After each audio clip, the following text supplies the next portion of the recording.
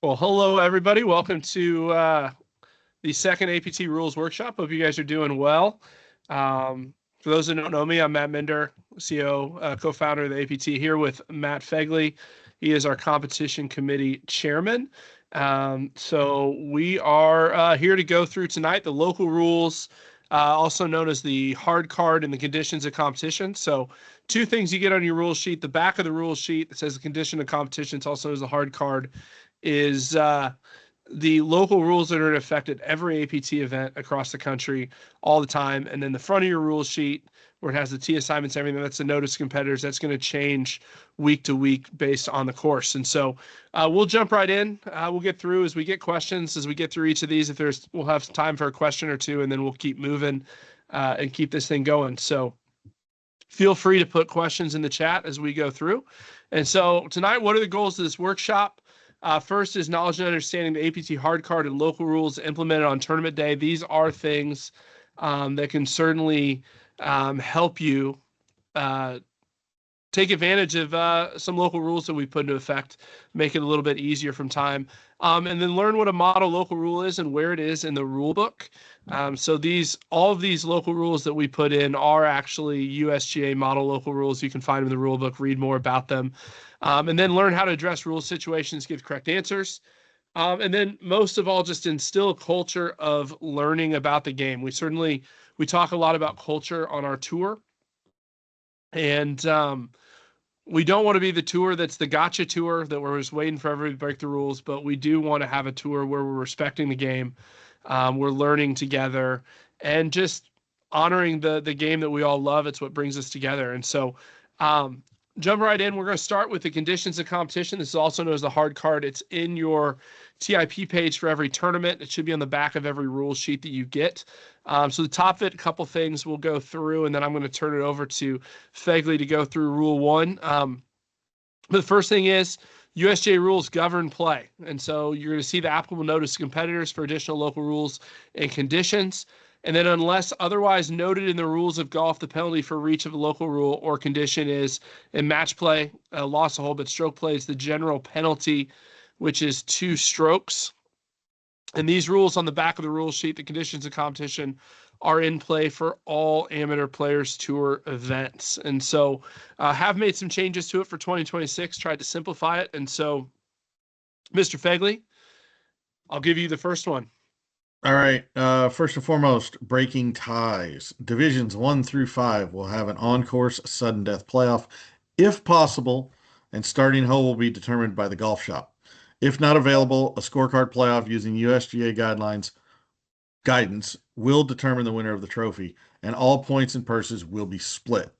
Net competitions will not have an on-course playoff and will proceed as outlined above. So just so everybody understands, due to the fact that the net games can have someone from Divisions 1 to Division 5, we have made the decision that all those competitions, we will not have a playoff, and it'll revert to scorecards so folks don't have to stick around for a long time in the event that they did tie. So that covers that section. Yeah, so a couple things, Fegley, I think we should mention here as well. One of the questions we get a lot of times on, I'll let you explain, is there's a 4-way tie for first, and 4 people go out for sudden death. Yes. So you want to explain how that works? Yeah, so again, it is for first place. So everyone who does not finish in first place, those folks are then all glumped together in a tie for second, and points and purses are distributed that way. Yep, no, I think that's a really good thing. I know we get a lot of questions about that. So Chris is also on in the background. You're monitoring the chat for questions, Chris. So when you get a good one, just ping us and let us know. So next one's out of bounds. These are kind of the simple ones. Rule 18.2, it's defined by the inside points of white stakes or boundary fence posts at ground level or by a white painted line. When both stakes and lines are used, the stakes identify and the line defines out of bounds. The line itself is actually out of bounds. This is the big thing we put in bold and italics. The APT does not use the local rule option to take ball out fairway with 2-stroke penalty. So it is a stroke and distance penalty. You are hitting from where you hit the previous shot when your ball is out of bounds. And I think so that's important as well. And here's a nice graphic here for you to see. Of course, on the left, you can see where there are stakes. It's the inside point of the stake at ground level. And then when there's a line, the line itself is out of bounds. So the rule, when you're looking at if your ball is out of bounds or if it's in a penalty area, if any part of the ball is on the golf course, your ball's inbound. So if 98% of your ball is on the line and 2% of it is on the golf course, your ball's inbounds. It's the same thing as a penalty area. If any part of your ball is touching a penalty area, your ball's in the penalty area. So if any part of it's in, it's in. If all of it's out, it's out. That's a great way to think about it. The same way when thinking about out of bounds. And so going through a couple of the basic ones first, but they're important. Mr. Fegley, you are up, sir. All righty. Red and yellow penalty area stakes and lines. When a yellow penalty area or a red penalty area is defined on only one side, it is deemed to extend to infinity. When a yellow penalty area or red penalty area is bounded by out of bounds, the penalty area margin extends to and coincides with the out of bounds line per Rule 17. Do we have a diagram on this or no? We do not. So that's okay. Right. But good things to talk about there. The other Yep. things about penalty areas is a body of water is a penalty area, regardless of whether stake to stake makes it a penalty area. So there are going to be times, especially with us, a lot of the one-day tournaments where golf courses aren't letting us go restake their golf course. You're going to see some areas. Big things with red and penalty, when stakes and lines are present, the line defines the margins. The stakes identify that the penalty area exists. When it's stake to stake, you've got to use the rational judgment if it's not 100% covered to understand that a lake is a lake. And so part of the lake is not going to be a penalty, is not going to not be part of the penalty area because stakes don't cover 100% of it. And so, and we cover that some in our rule sheet. So we'll actually talk about this here in a little bit as well. Yeah, that's covered, like what defines the boundary of the lake. You have to look at our, where the yeah, in our Rule 17, we'll get to that when we get to the local. So yeah, we'll be good there. Perfect. Next up, this is a big one. We get a lot of questions about this. Seams of cut turf, just sod seams and cracks in ground. And so the local rules prescribed in model local rule F7 and F8 is in effect. So relief is available under this local rule only for the area of intended swing. So you don't get relief from a crack in the ground when it only affects your stance, but there is a local rule.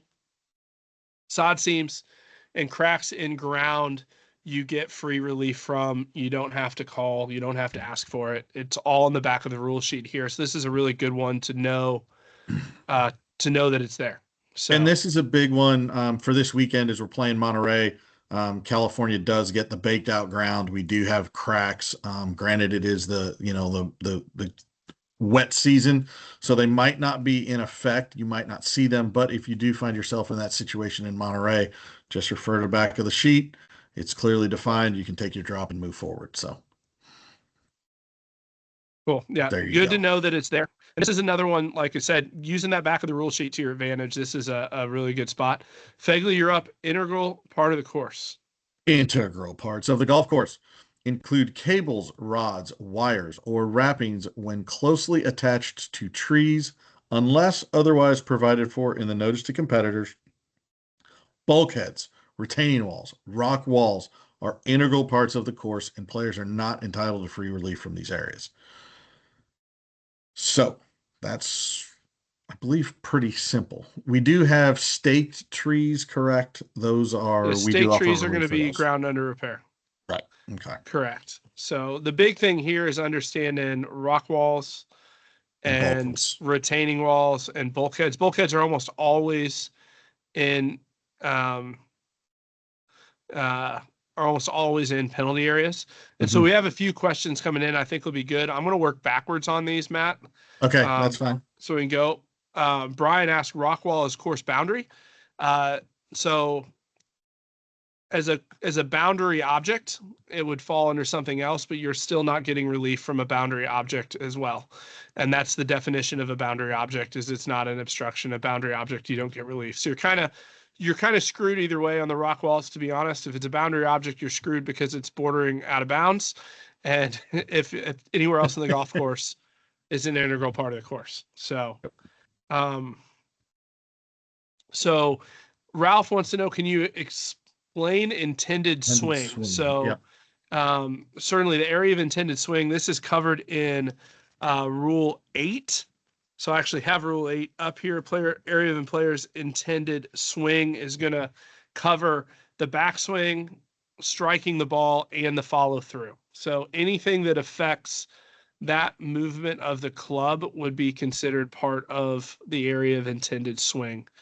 And then Bill asked, I'm going to go to your first question, Bill, then we'll get to your second question. He says, and then after that, we're going to move on for a couple. We'll get caught back up. So will the winner of the playoff points be diluted by splitting points? I'm assuming you're adding first and second place points and then splitting.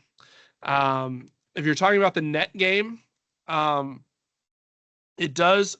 I mean, obviously it dilutes a little bit when you're adding first and second, but with the inability to do an on-course playoff, we do feel that's the fairest way to go about it. And so as we've kind of studied and done some research on this, and if you want to nerd out on it, feel free to email the handicap committee and handicaps@aptgolf.org, and they'll be happy to show you the research we did on this.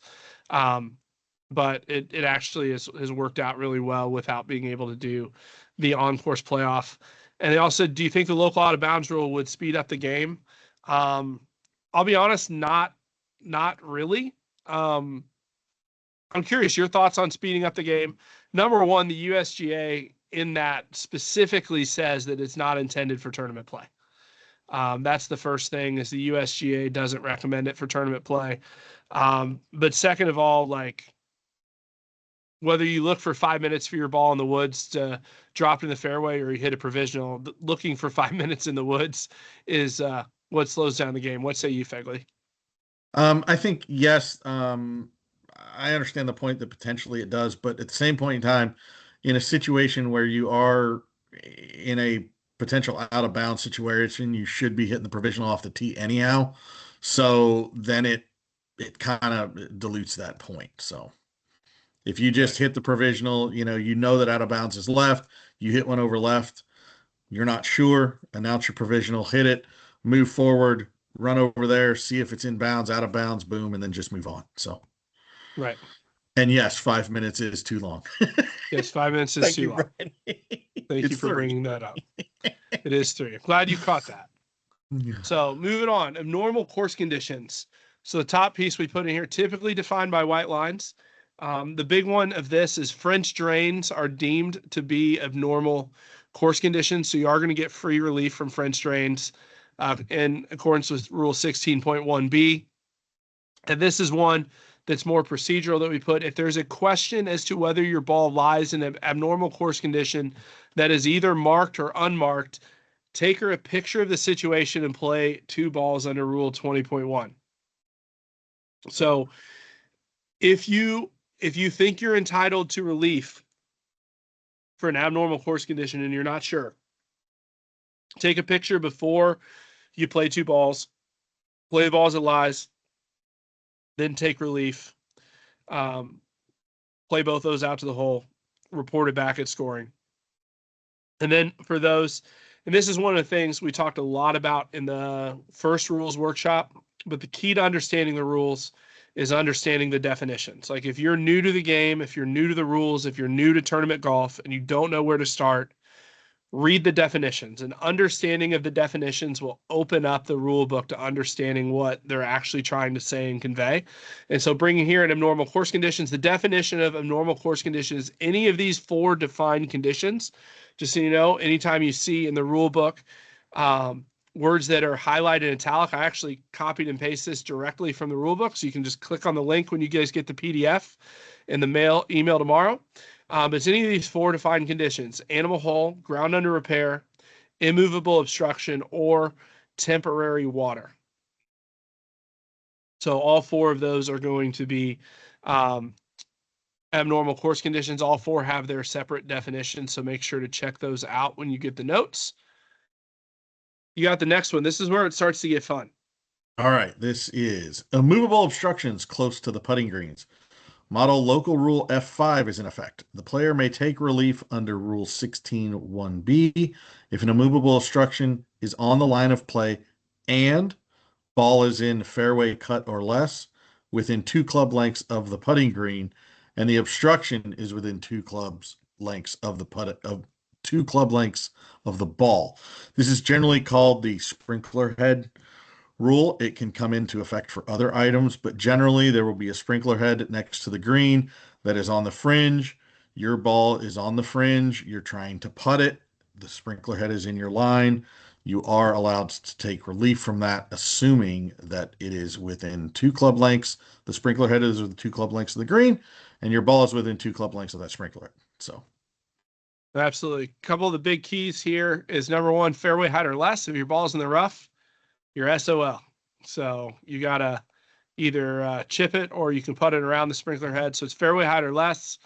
You get relief line of play, and you're within 2 club lengths of the immovable obstruction, which 98% of the times the sprinkler head, and the sprinkler head's within 2 club lengths of the green. Now, keep in mind, club length is defined as the longest club in your bag that's not a putter. So just because you have your sand wedge doesn't mean that that's a club length. The club length is going to be the longest club in your bag that's not a putter. So just know you can use that. Next one's super easy. We get talked about this.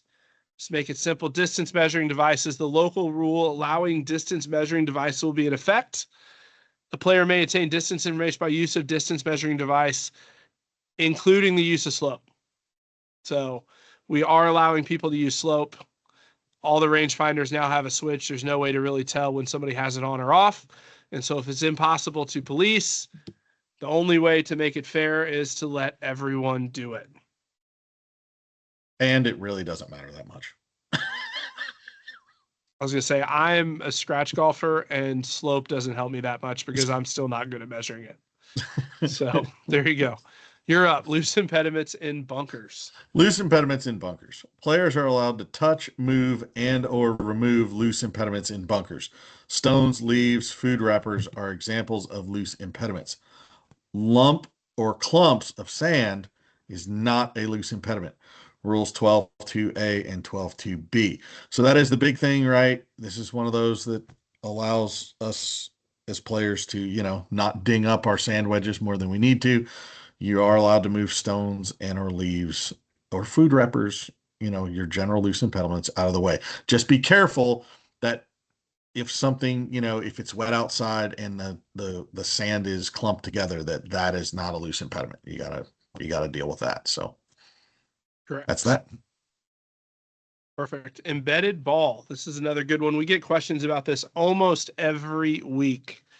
So relief for a ball embedded anywhere in the general area except when embedded in sand. So rule 16.3. So you get relief for embedded ball. We got questions of the last major. Hey, I had a ball embedded in the rough. Do I get free relief? Yes, you do. It's part of the general area. I included down here, I think this is one of the most important definitions of the rules that everyone should know. And so I figured it was good to cover it tonight. Again, we'll talk about it over and over again, because when you're dealing with the rules situation on the APT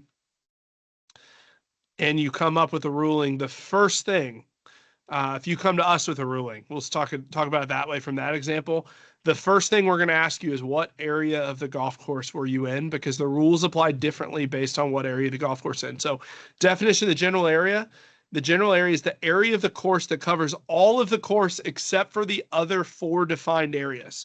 And those 4 defined areas are the teeing area that the player must play from and starting the hole they are playing, all penalty areas, all bunkers, and the putting green of the hole the player is playing. So the general area includes all teeing locations on the course other than the teeing area. And just so you know, the teeing area is not the tee box. The teeing area is the tees you're playing from 2 club lengths back. That little box, that rectangle that's created by that. And all wrong greens are also part of the general area. And so the general areas are anywhere else in the golf course except the 4 defined areas, the teeing area, penalty areas, bunkers, and the putting green and the hole playing. The ball embedded in a sand field divot in the fairway. So that's an exception to the exceptions that we'd have to look up. A sand filled divot in the fairway is part of the general area. Yeah. So and a sand filled divot does not apply in that. Right. Although it might be a play 2 balls. Of course, he's asking all the hard. Of course, all the hard questions. You're freaking killing me, dude. The 1 million exceptions, but the key is, and again, remember, embedded ball is in the same. Embedded be rolled into a divot and rest beneath the level of the ground. The answer is no. No, it has to be in its own pitch mark. Correct. That's the one thing that has that one, is it has to be in its own pitch mark. So, which, by the way, is definition of embedded ball, and we'll go there. Yep. I got it right here. Give me a second. There you go. I have the solid rule book. Just so you know, everybody, Fegley is going to his rules class next week, so I should be making him do all this. He'll learn how to find all this stuff quick, because that is the first thing they teach you. So the definition of embedded is when a player's ball is in its own pitch mark, made as a result of a player's previous stroke, and where part of the ball is below the level of the ground. A ball does not necessarily have to touch soil to be embedded. For example, grass and loose impediments may be between the ball and the soil. So it's got to be in its own pitch mark and below the ground. Those are the two things that qualify for it to be embedded. So, Fegley, I know you're a rookie on this. This is by far the hardest one we have.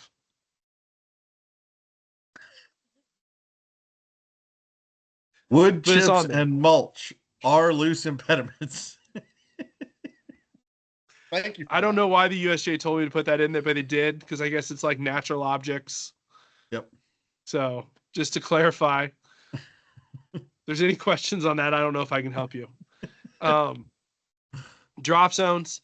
This one's key. Players will be informed of drop zones, if any, prior to the start of play.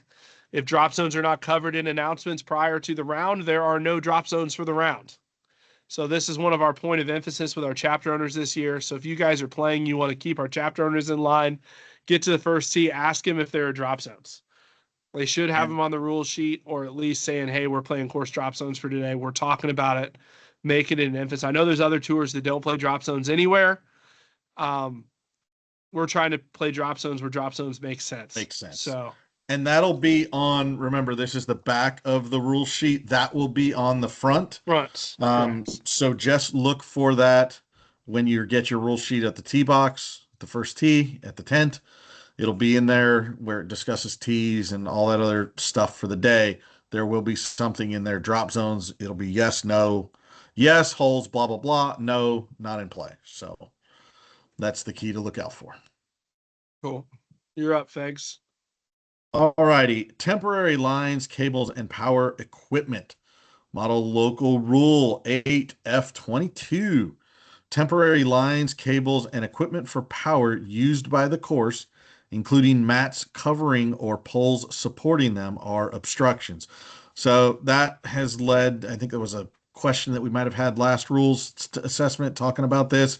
Made the point to put it in here to determine that, if there's equipment, things of that nature that's clearly going on the golf course, temporary again, right?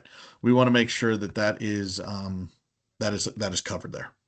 Yeah, this comes really, honestly, comes most into play at majors, where we're playing places that the tours come in a couple months.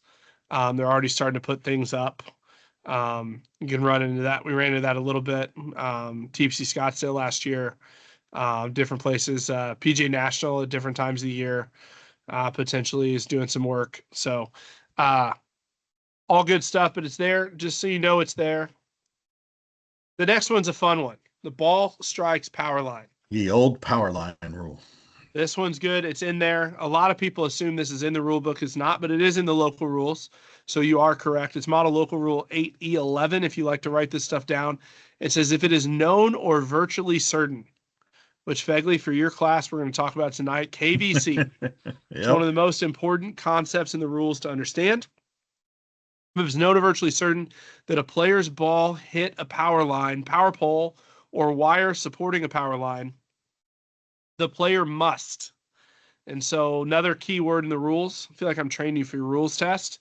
Must and can and should mean different things. But the player must replay the stroke by playing the original ball or another ball from the spot where the stroke was made. And so there's no penalty when you do that. So if the player replays the stroke but does so from a wrong place, they get the general penalty under Rule 14.7.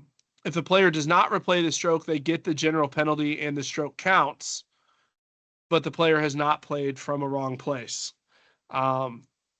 Mainly for Matt taking the rules question, know that exception. It will be a question on your test. But the point is, with ball strikes, if you're known or virtually certain that it hit a power line, you've got to replay it. So jumping straight into that, let's see, you've got a couple questions in the chat. Known or virtually certain. It's a good definition to talk about. The standard for deciding what happened to a player's ball, for example, whether the ball came to rest in a penalty area, whether it moved, or what caused it to move. Known or virtually certain means more than just possible or probable. It means that either there's conclusive evidence that the event in question happened to the player's ball, such as when the player or other witnesses saw it happen, or although there's a very small degree of doubt, all reasonably available information shows that it is at least 95% likely that the event in question happened. And all reasonably available information includes all information the player knows and all other information they can get with reasonable effort and without unreasonable delay. That includes what your playing partners saw.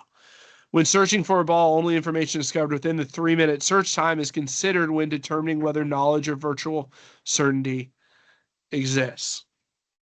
So it's a good one to talk about. It's like you hit a blind shot over a hill and there's 100 yards of fairway and there's a pond in the middle of the fairway and you don't find your ball and you know it went right down the middle. It's probably known or virtually certain because it really can't be anywhere else that it's in the penalty area. And so you'd proceed under that rule. However, if you go over a hill and there's a pond that's 5 yards wide and there's 30 yards of fescue or fence that's OB, fescue that we wouldn't be playing as a penalty area, it would be really hard to assume that it was in the pond.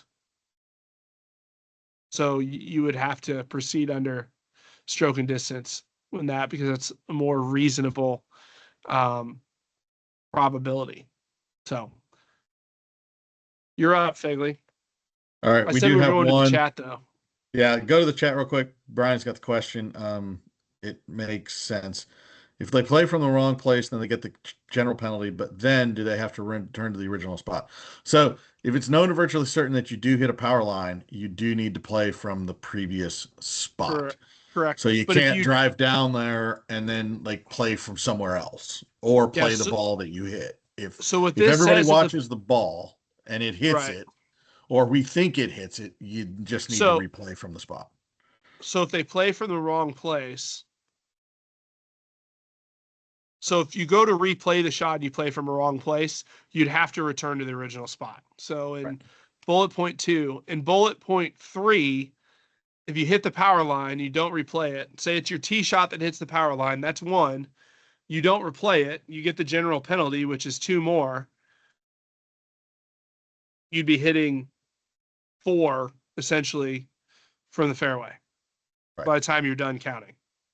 Yep. Because you get 2 shots to whatever you got on the hole if you didn't correct it. Right.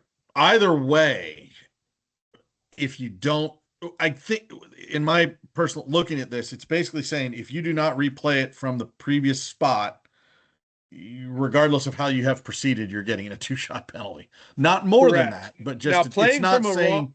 But playing from a wrong place in bullet point 2, especially if you're in Division 1 or 2, not covered by maximum score, playing from a wrong place and not correcting it leads to a DQ. Right. I think that's why that's in there, to signify that it's just 2 shots. It is what it is. Move on. So, no, absolutely. Is the pole holding electric fan considered a power pole? No, fans are covered. There Fans are different. are Yeah. Should be immovable obstructions. obstructions. Correct. Skipping back up here. Temporary immovable obstructions. You haven't There covered we that go. one yet, right? Yep. There we go. This is me, right? Yep. All right. Temporary immovable obstructions. Model Local Rule 8F23 include greenside fans, starting scoring tents, and temporary amateur players tour signage and or flags. Interference under this local rule means that the player has physical interference and or line of sight interference. Relief is allowed provided full relief is taken plus 1 club length not near the hole. So that's the big thing on this one is line of sight. So those of us that have played in the Carolinas and Georgia and that part of the world where fans are prevalent, you do get line of sight relief from that. So Yeah. And we originally didn't have this in, but then, yeah. we set up some scoring areas around the 18th green with tents and flags, Hmm. other signage for those of us like myself that sometimes when things get off, they get way off. Um, we're not going to take a tent down. So temporary movable obstruction gives you free relief for line of sight as well. There we There go. you go. Ground under repair designation. So unless the ball is in the putting green, a player may only retain relief, nearest point of relief from ground under repair if the area interferes with lie, stance, or area of intended swing. When the ball is on the putting green, line of play relief is also provided. And then in addition to ground under repair areas marked with white lines, the following areas are deemed ground under repair. All flower gardens, which also require mandatory relief, and newly planted staked trees. So a couple things there. Just anybody that played the Cinco de Mayo last year, the fescue areas behind Aviara, while they are beautiful, they are not flower beds, flower gardens. If a 70-year-old lady isn't out maintaining it on a Monday morning and it didn't get donated by somebody, it's not really a flower garden. So use your common sense there. We want to respect those areas of the golf course so we get invited back, because the quickest way to not get invited back to a nice place is to destroy the flower beds that the wonderful old ladies that don't play golf anymore maintain. We have a bunch of them in my club and I love them dearly. But you don't play out of their flower beds. So, Right. And newly planted and staked trees are going to be considered ground under repair. So, there you go.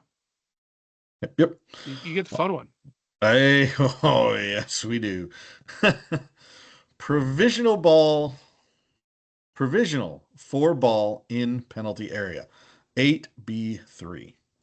If a player does not know whether his or her ball is in a penalty area, the player may play a provisional ball under Rule 18-3, which is modified in this way. In playing the provisional ball, the player may use the stroke and distance relief option, see Rule 17.1D1, the back on the line relief option, see Rule 17.1D2, or if it is a red penalty area, the lateral relief option, see Rule 17.1D3. If a dropping zone, see Model Local Rule E1, is available for this penalty area, the player may also use that relief option.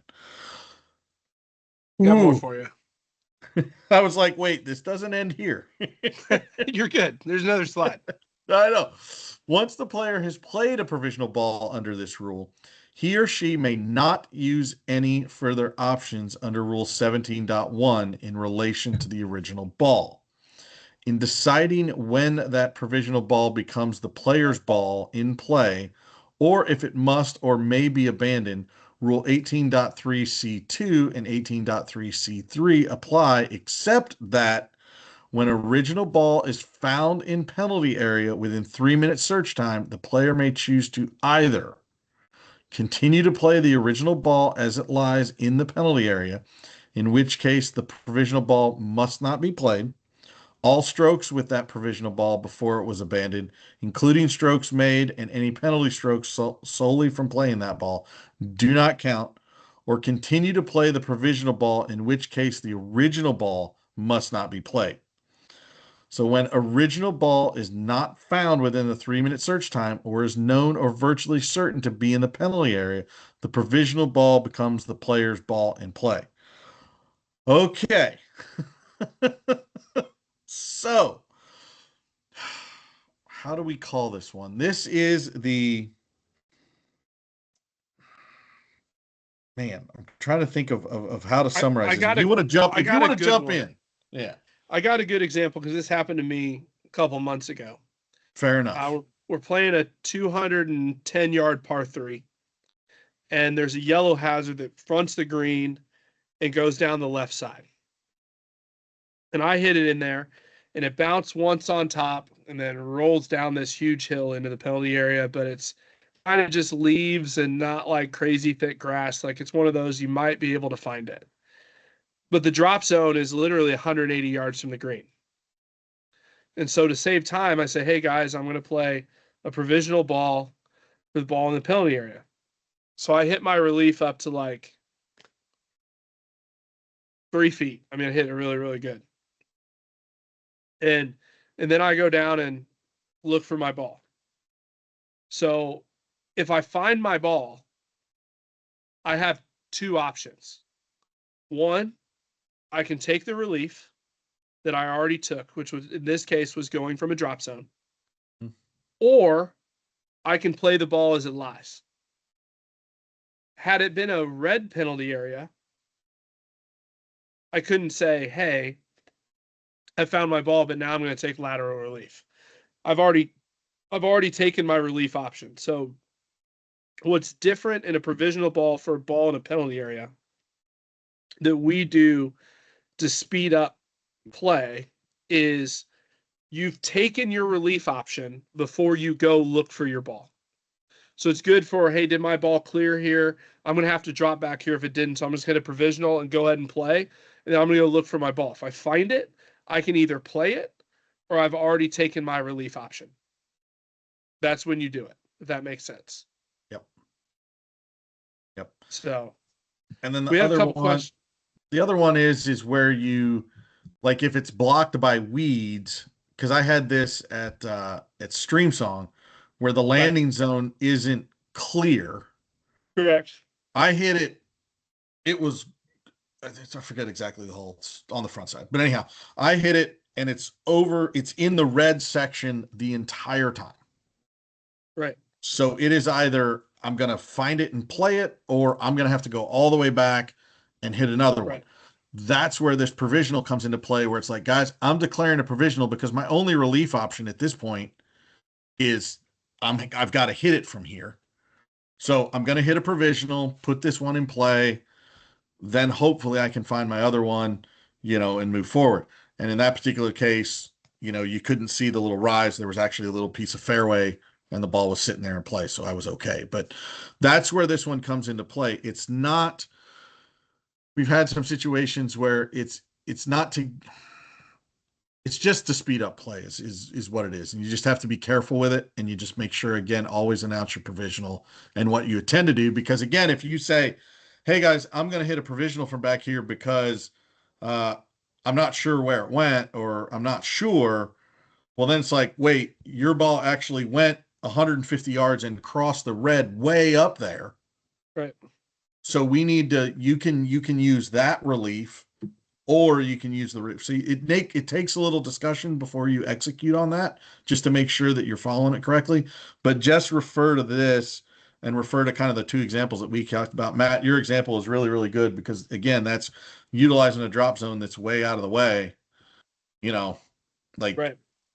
So anyhow, this is a good one to talk about, but again, it's something, just make sure that announce your provisional balls when provisional ball when you go to hit it, and then discuss what you're doing it for, just to make sure that everybody's on the same page. So, right.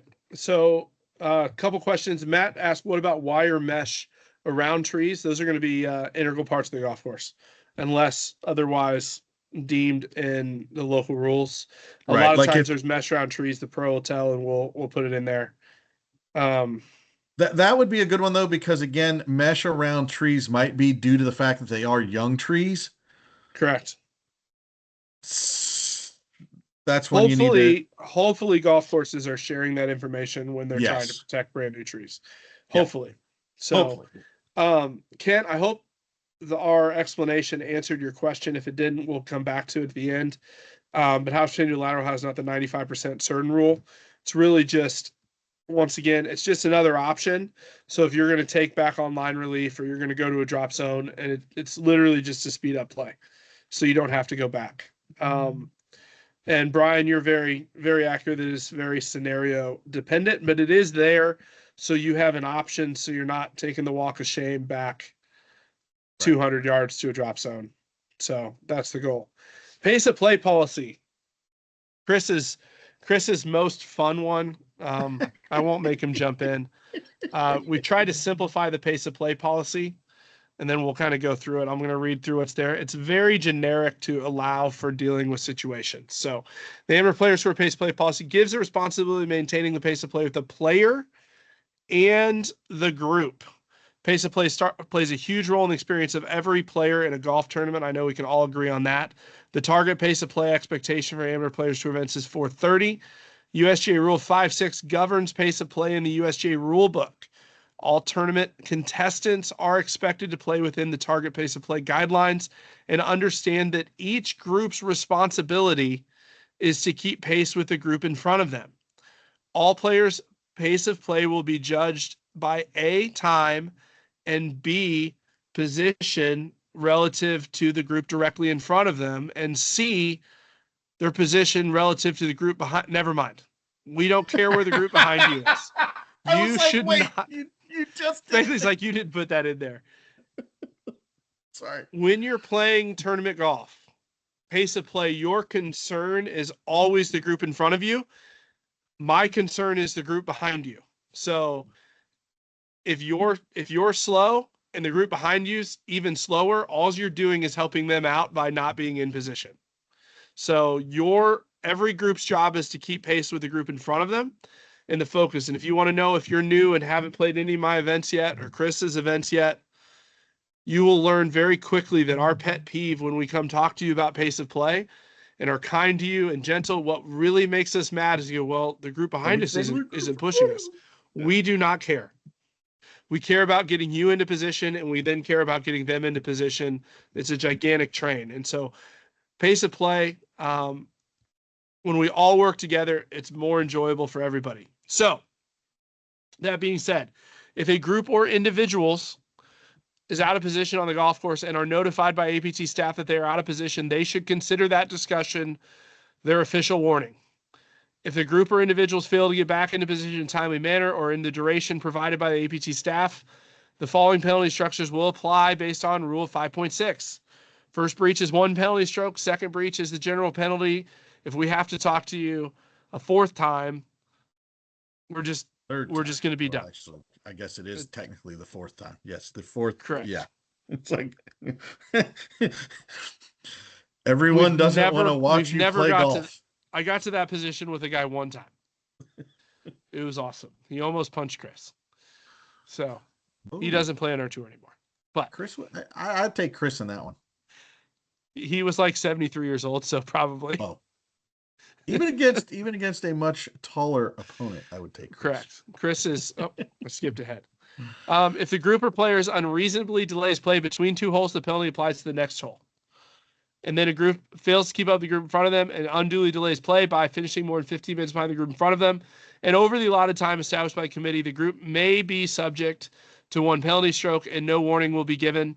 If a group fails to finish within 22 minutes behind the group ahead of them, which is an eternity of time, the group will be subject to a general penalty.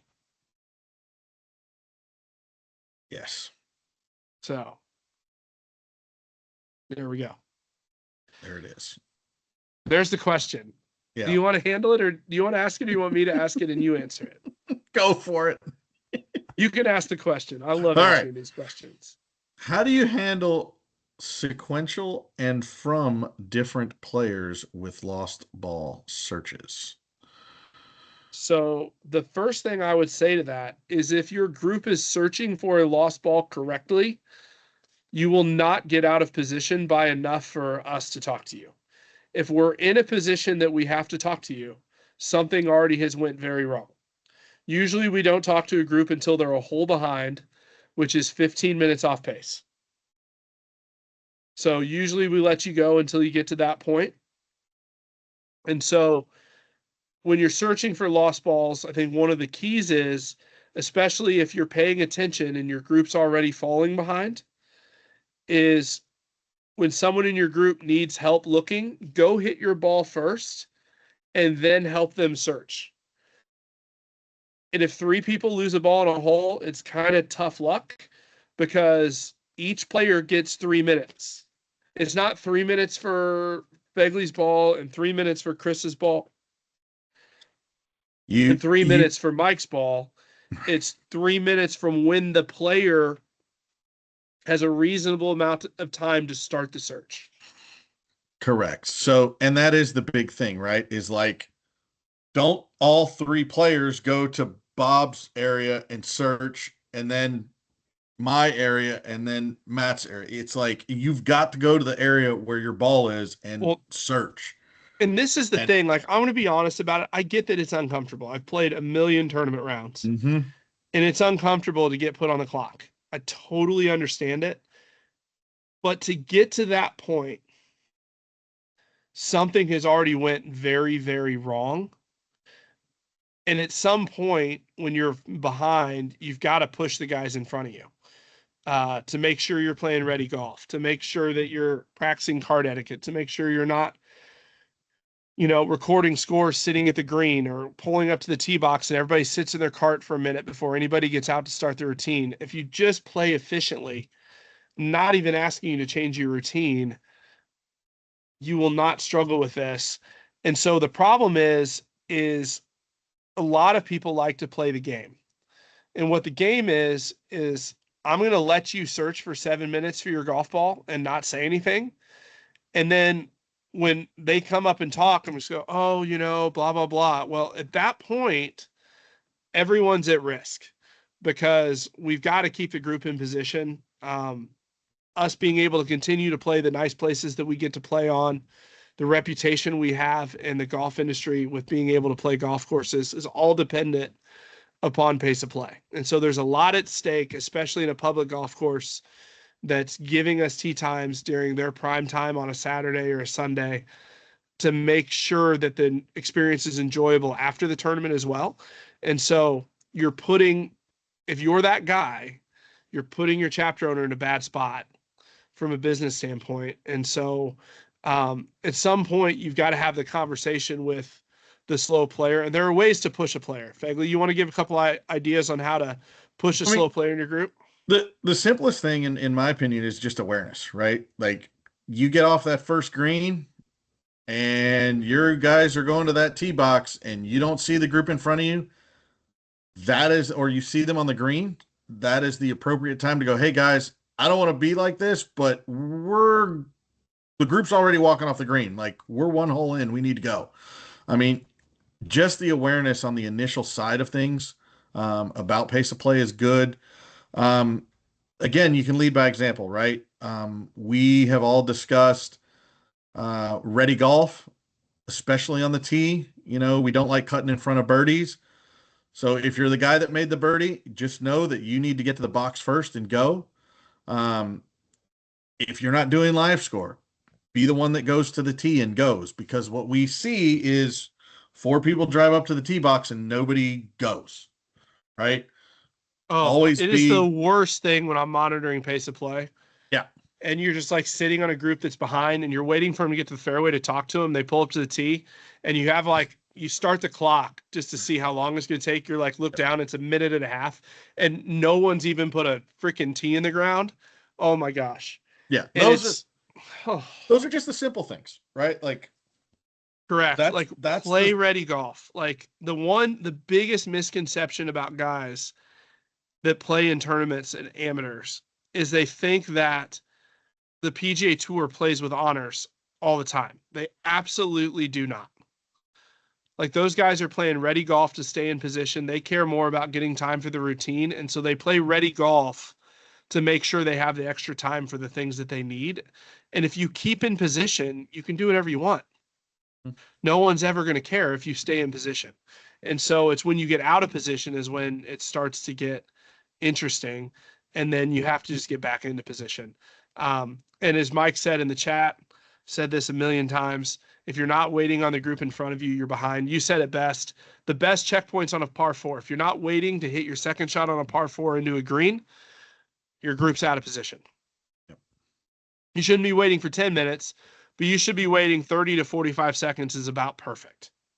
So you pull up, you get your yardage, you grab your club, they hole out and walk on. You're able to hit your shot. If you can stay in that position all day, promise you'll have a great day on the golf course. So jumping in, now we get to the front of the rule sheet. This is what changes every time. Notice competitors.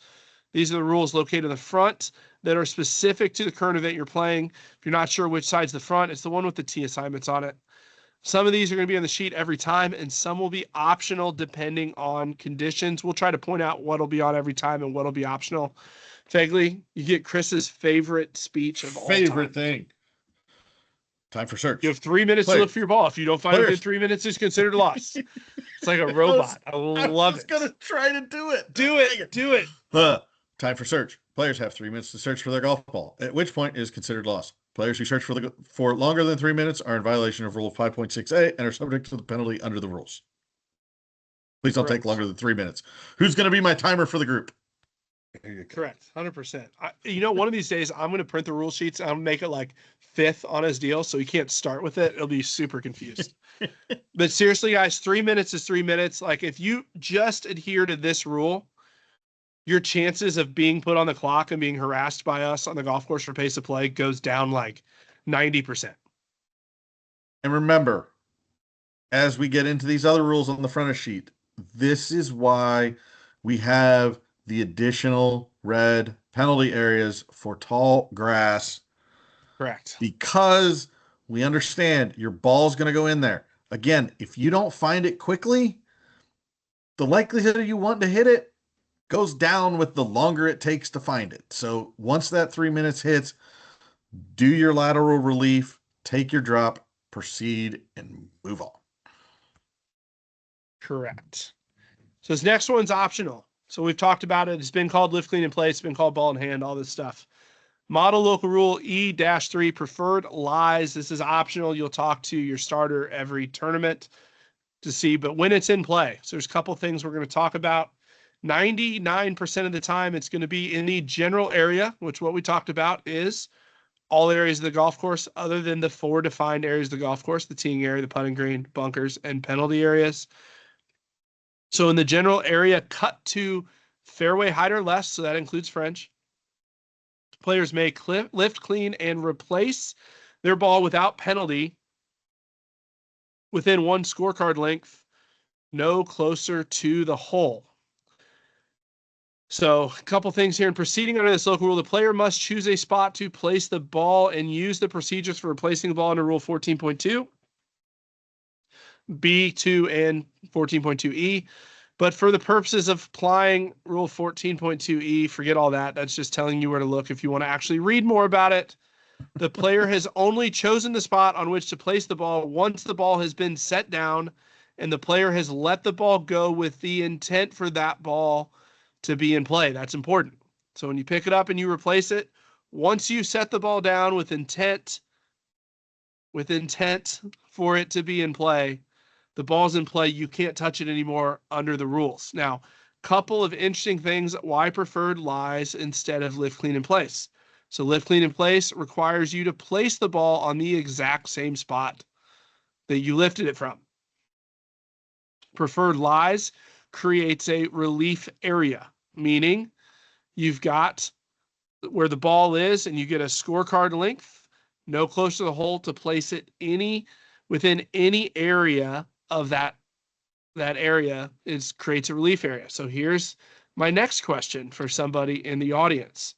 This is always a good one. This will spark debate. When playing preferred lies, do you have to mark your ball before you lift it? Let people vote. Bum bum bum bum bum bum bum bum bum bum bum bum bum bum bum bum bum bum. Ba-na-na, da, da, da, Dun, da, da, dun, da, dun, dun, da, dun, da, dun. da. That's going to be recorded. That's terrible. Bong. So the answer is, while you always should mark your ball when lifting it under preferred lies, you absolutely do not have to. The only thing that matters is that you place the ball properly within the relief area. So definitely suggested, not But illegal, not but frowned required. upon. Exactly. I mean, it's suggested, you don't have to. Correct. It's It's always not a penalty suggested. until you take relief outside of the relief area generated by it. So one of those things in the rules, when you have a relief area, you don't have to mark the ball. You're just required to drop it or replace it properly within the relief area. When you have to mark the ball and put it back on a spot, you have to mark the ball. So that's the difference. Um, but one of the things you'll see that could potentially change based on conditions, these are the standard, the area of the golf course that you can do it in, pay attention to that, and the relief area. So I know the PGA Tour got a bunch of headlines last couple of weeks because they switched from when they play preferred lies from one club length to one scorecard length. I don't know why they ever played one club length, but we almost always will play one scorecard length unless something crazy condition wise is bad. And the other thing to know is once you place the ball with intent for it to be in play, you can't touch it again. It's in play. So you only touch it once. Fegley, you're up. This is easy. All right. Bunk errors. Players may lift, rake, and place their ball within one scorecard length no closer to the hole. The player must choose a spot to place the ball and use the procedure for replacing the ball under Rule 14.2b2 and 14.2e. What to do if replaced ball does not stay on original spot. If the player tries to replace a ball, but it does not stay on its original spot, the player must try a second time. If the ball again does not stay on that spot, the player must replace the ball by placing it on the nearest spot where the ball will stay at rest, but with these limits depending on where the original spot is located. The spot must not be near the hole. Original spot in bunker or penalty area, the nearest spot must be either in the same bunker or the same penalty area. So as we play this, right, generally rake in place, you're in the flat part of the bunker, you pick your spot, a lot of times people don't even touch it when it's in the nice flat spot. But if you do, you get your one scorecard length, you put the ball down, you're done. Where this comes into play is the slopes of the bunkers, right? And so people ask, they're like, well, how do I do it? Do I push down? It's like, no, because then that's creating a Right. it's You don't have to creating push it something. down. You just got to So place it. all you got to do is just place it. And as you go down that slope, generally it'll get to a place where the ball will stay.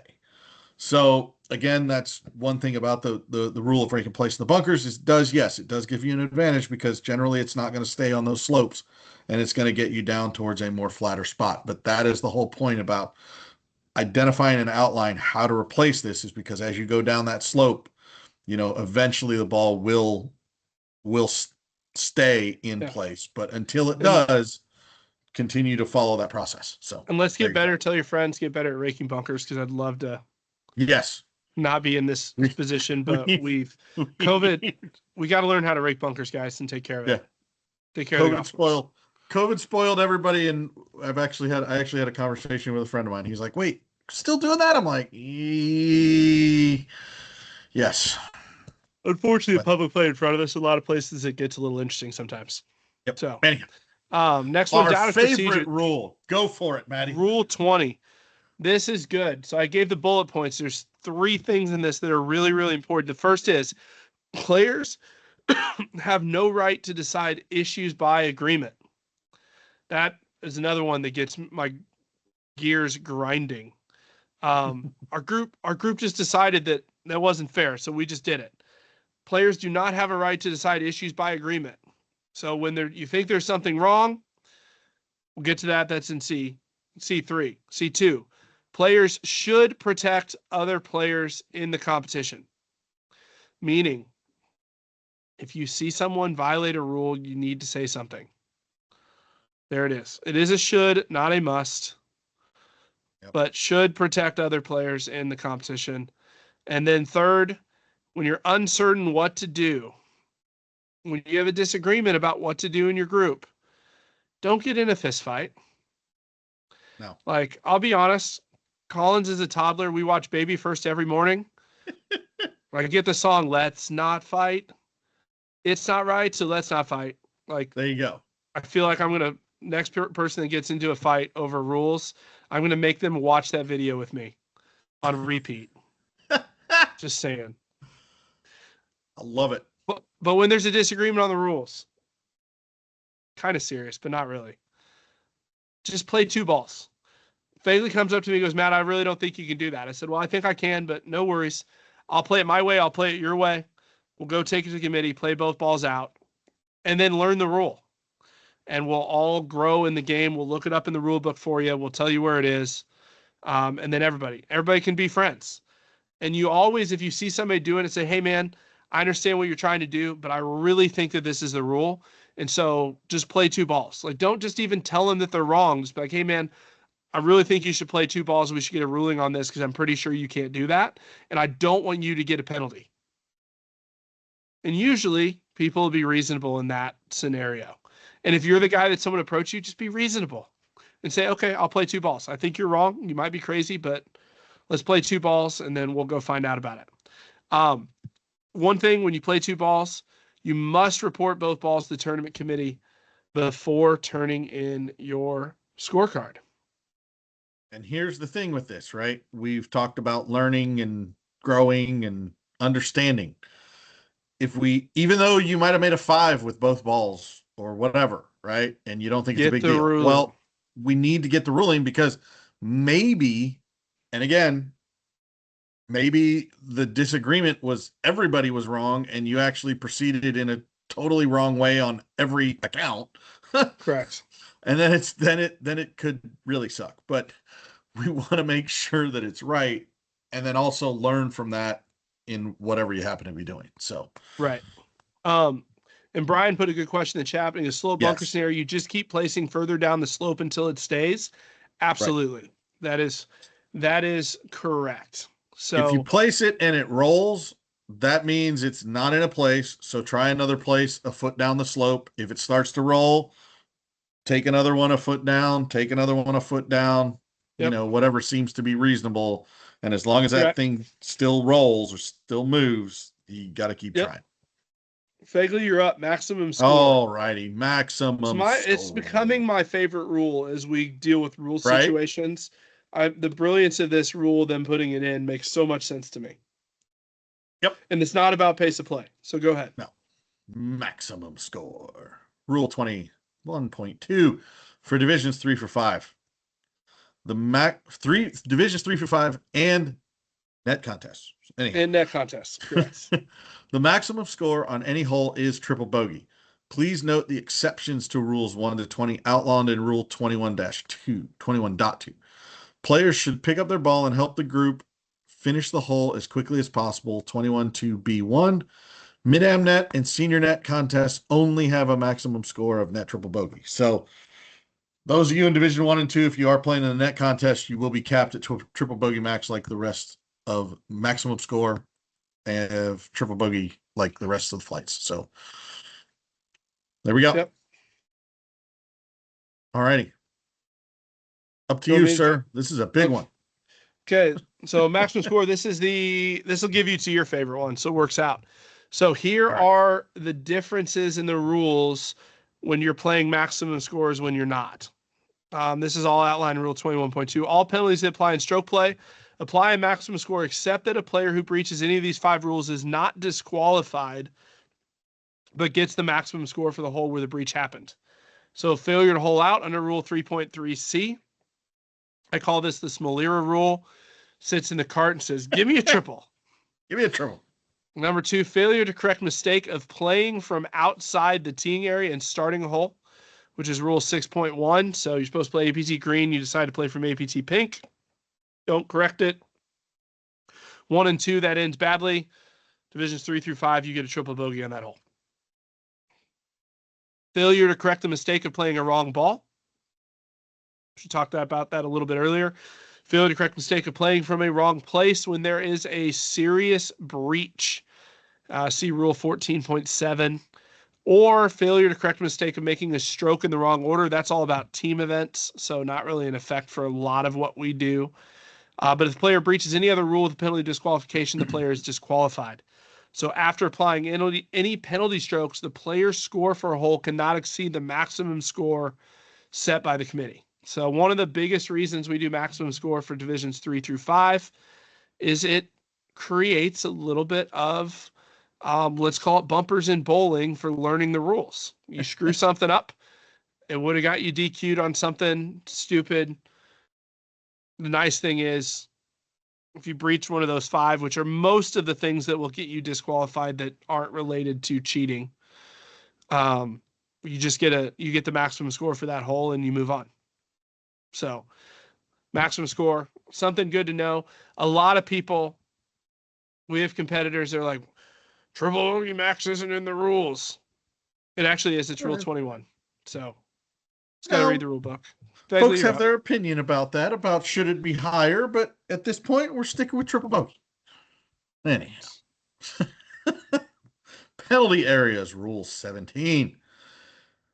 Another one. In addition to the already marked penalty areas, heavily wooded areas not otherwise marked and native areas will be played as a red penalty area. The margin of the penalty area is defined as the edge of the woods or the native areas. Areas of pine straw are not considered to be heavily wooded areas. All penalty areas that are not marked will be treated as red penalty areas, with the margin being the natural slope leading into the penalty area. That was my impersonation of trying to read that as fast as I can for Chris.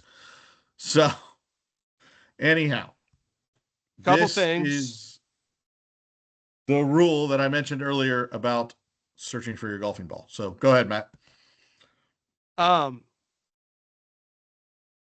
So this is where we define rules or areas of the golf course that may not be marked as a penalty area. In the Midwest, in St. Louis, where I'm from, it's usually the fescue that's 4 feet high. In the South, it can be heavily wooded areas. In the West, it can be desert. So when you're reading through this, we're going to tell you, hey, in addition to what's ever marked, the desert's going to be played as a red penalty area. When that is said, the desert is now a red penalty area. All rules applying to the desert, it's like your ball's in a red penalty area because it's in a red penalty area.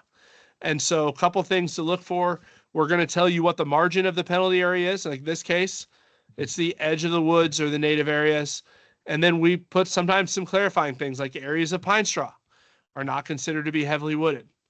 And then the big thing is all penalty areas that are not marked, which, by the way, this isn't really something special. This is in the rules. Yeah. Just so you know, all penalty areas that are not marked will be treated as red penalty areas, with the margin being the natural slope leading into the penalty area. And so that's one of those things. You come up on a pond that's not marked, you're going to know it's a penalty area. It's a pond. Penalty area, by definition, is any body of water. It's a body of water on the golf course. So you can assume that the slope leading down in is going to be the margin of the penalty area. It's not going to be where the water lies necessarily. Where the water lies. That's the big thing, right? Is like, where's the reasonable point at where the penalty area begins? And that's the whole thing, is talking about where the slope begins. So, yes. That then will lead, unless it's clearly marked. Again, if it's not clearly marked, assume it's where the ground starts to level out so you aren't dropping on the side of a hill. Correct. Tim asked for net triple bogey and net. It is net triple. It's not net triple. It's not net triple. It just means that triple bogey max is in play for the net games. Correct. So like if you get caught in triple bogey max, you can, and you're in 3 through 5, you're done. Right. It's not gonna. So in 3 through 5, right, you make an 8 on a par 5. In the net game, as a Division 2 or Division 1 player, you make a 10 on a par 5. It's just going to move to an 8. Your score will move to an 8. That's what we mean when we say that. It changes nothing about there's nothing involving net and calculation of strokes. It just means the maximum score anybody's taking is a triple bogey. Correct. So, all right. So scoring, I'm up, and then you get the tournament committee. Woo, woo. All right. So once finishing your round, proceed directly to the scoring area to review scores and sign your scorecards. All members of the group must be present to turn in scorecards. This is the other one we put in some clarification because honestly, it's gotten bad because people have trunk slammed, not came into the scoring area, signed their card, didn't review it, and then call 2 hours later to say that their score is wrong and expect us to change it. A scorecard is considered returned when a player has left the scoring area plus 15 minutes. So you got review your scorecard, guys. You're playing in a golf tournament. You've spent 4.5 hours, sometimes more. Take the 3 minutes to get your scorecard right and turn it in. Yes. Please. Sometimes you've played like crap, but sometimes someone in a group has played well and they're dependent on you to make sure that their stuff is right because they'd like to potentially catch a trophy. So if you're in that position of wanting to collect the trophy, treat that guy with respect when you have had the day that you didn't really enjoy because you didn't play well. You had a great time, but you wanted to trunk slam it. Just have the respect to do the scores, please. There you go. So, all right. You're up. Tournament committee. Tournament Don't read committee. it like Chris. Tournament committee. The tournament committee has the final say on all tournament matters. The tournament committee is Matt Minder, Matt Fegley, Chris Isom, and the APT competition committee. This will obviously change at your local events. It will be your local chapter owner, potentially. But you're always stuck with us. Yes, you're always stuck with the three of us. So we're always, and just so you know, if you're playing local events and you have rules questions, somebody that's passed the USGA test is always on call for events. Yeah. So your chapter owner always has a line. I know this weekend there were 8 events and I think I took 13 rules calls. Did you take 13 calls? It was a bunch. Wow. But they were good. They were good things. And we had good conversations and it was good. But just know that we are taking playing by the rules seriously, making sure you guys can get accurate rulings. And so we're always there on call. So just know, even if you may not see us present at a tournament, but we're always there. Discontinuance of play. This is a big one. Always happens once a year. There's always the one guy. If the committee suspends play for dangerous situations, players must immediately mark their ball and you shall not pass. Shall not play another stroke until the committee resumes play. Rule 5.7b, all practice areas shall be closed during suspension for a dangerous situation until the committee has declared them open. The penalty for breach of this rule is disqualification. I know 2 years ago, I had to go get 3 former members off the golf course as a tornado was coming towards a golf tournament in Iowa. They didn't want to come off. They sent Paul, our chapter, on a lightning storm. I happened to be there as a player. I went out in the middle of a severe thunderstorm. It started hailing. You could see the funnel clouds coming in, pulling off the golf course. They don't play with us anymore. Here's the thing. We just signed a really cool partnership with a amazing weather company that's given all of our chapter owners access to some of the most cutting edge lightning detection technology, weather forecasting software available. The same stuff that Major League Baseball uses, airports use.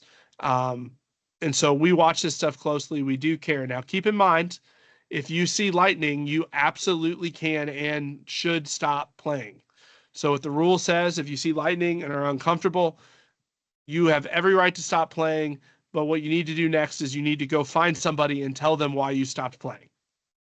But no, our staff is watching. We are monitoring weather situations, and when we pull you off a golf course, weather is imminent in the area, and so we do need you to take that seriously.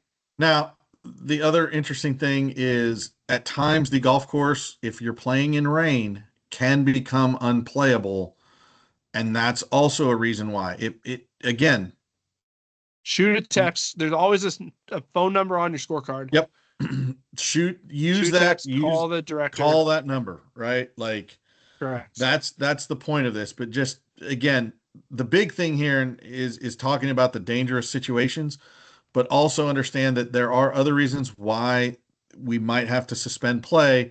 Just please follow that with respect. You know, correct. In this particular case, the option, if we're going to suspend, safe.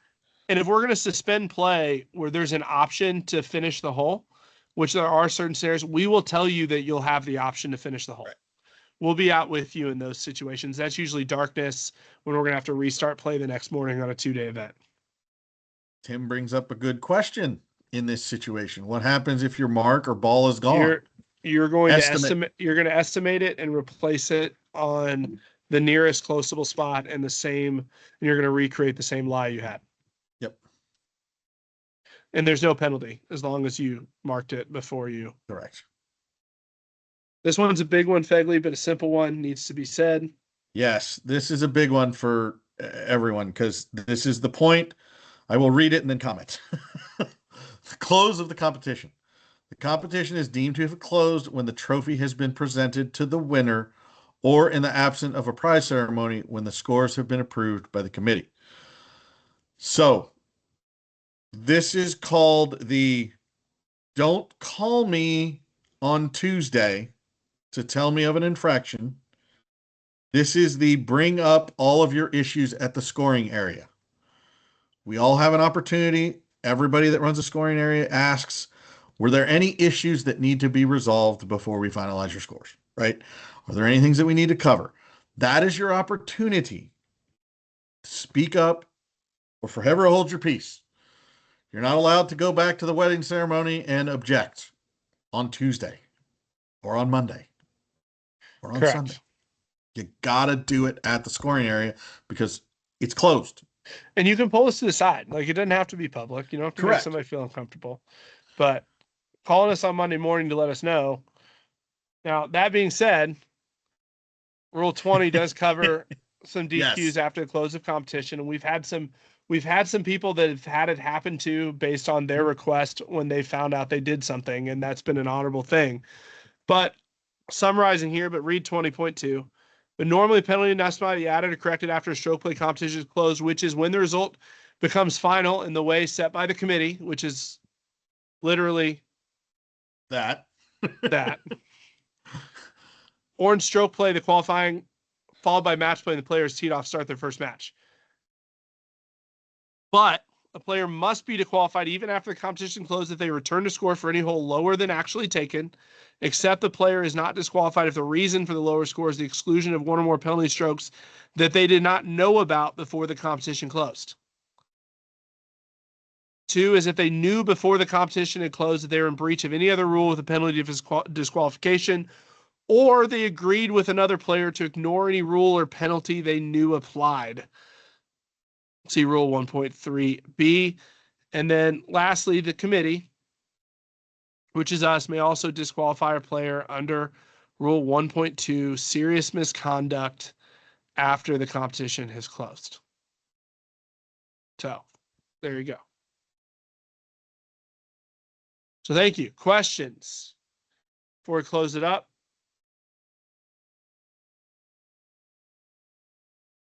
I know. Troy is raising his hands. Uh-oh. Of course Troy would raise his hand. Okay. The explanation of net gross triple max confused me a bit. Okay. Let's go back to that. Let me take a shot, Fegley, because I think you did the confusing. Oh, shit. From a player's perspective, you're playing, if you're Division 1 through 2, because the division contest takes precedent. If you're in Divisions 1 and 2, you're playing out your ball until it's holed. If you're Divisions 3 through 5, you're playing out until you hit triple bogey. Once you hit triple bogey, you're picking up. The only thing you need to know about the net games, if you're in Division 1 and 2, if you make a 12, we're going to move it to triple like everybody else. Triple bogey gross, correct. Yep. Triple bogey gross applies to the net, the senior net, and mid-am net for all divisions. Correct. The only reason it's there is to let the Division 2 guy that makes a 13 on a par 5 not be screwed because everyone else can make a triple. Right. That's Divisions the reason it's 3, there. 4, 5. Yes. Computer does it. As a player, there's nothing you have to do to worry about it. Troy, what's your question, my friends?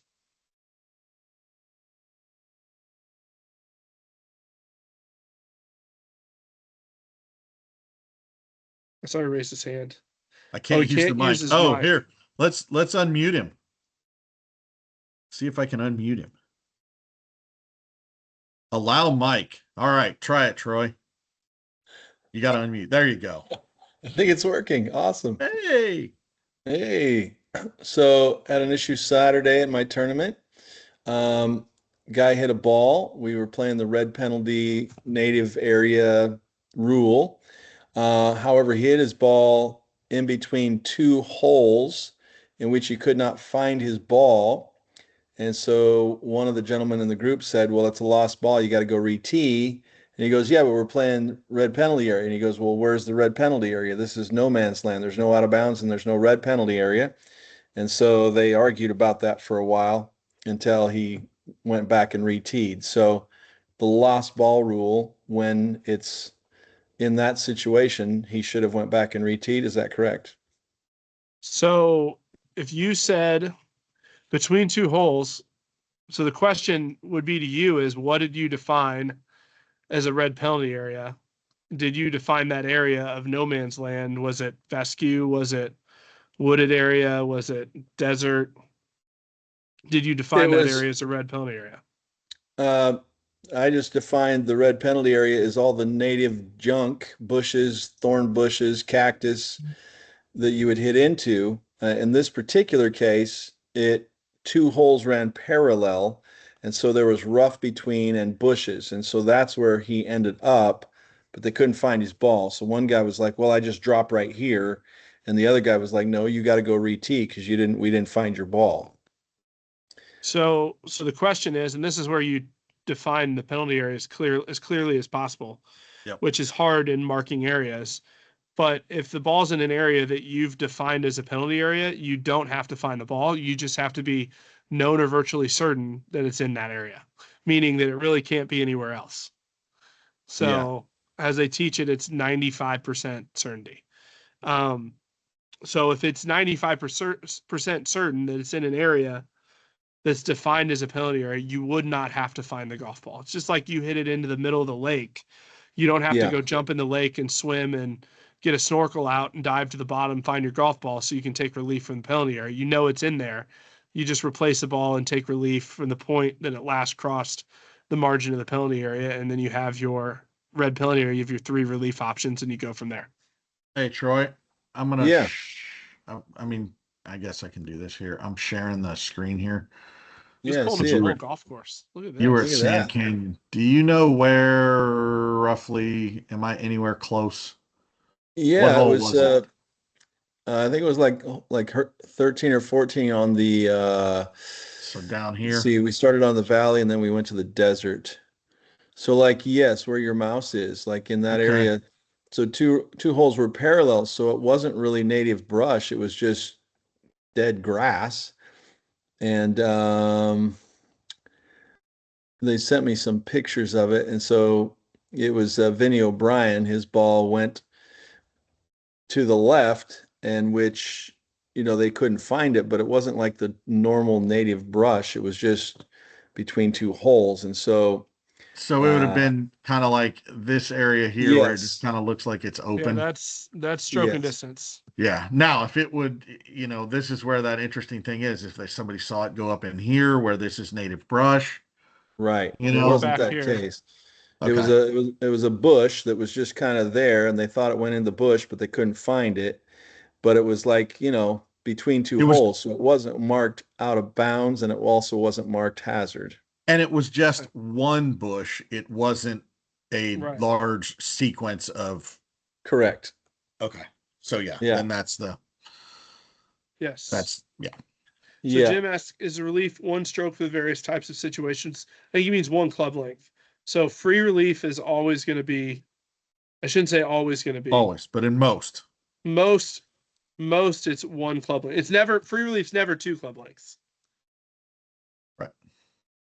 There are a few places like in, but define a relief area, one club length, no close to the hole. Hang on, is relief one stroke for the various types of situations discussed in the first half of today's summary, from sprinkle heads, embedded balls? Free relief. One stroke, no closer? No. It is free. It is free relief, one club length. And if you want to read more about that, rules 15 and 16 cover free relief. So 16 is your abnormal course conditions, embedded ball that we discussed. It's all in rule 16. So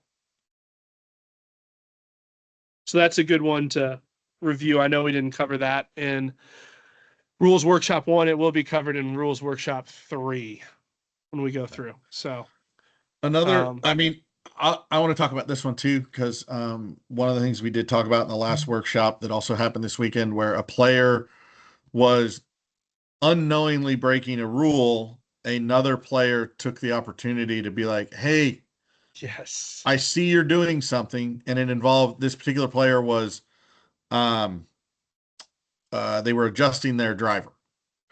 And a particular player saw them do it and was like, hey man, are you adjusting your club? And he's like, yeah. It's like, hey, you can't do that. You need to reset it so you don't have that situation.